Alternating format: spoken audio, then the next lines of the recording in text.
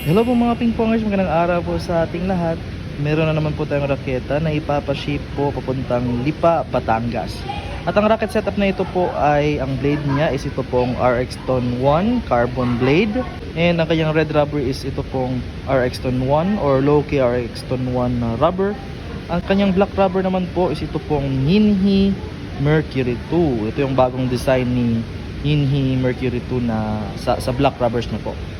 And syempre may kasama po itong edge tape. So nag-order po nito sir, maraming salamat po sa tiwala.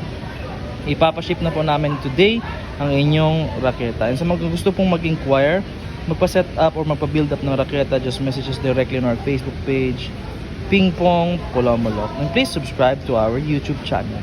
Ang link po ay nasa comment section. Maraming salamat. God bless.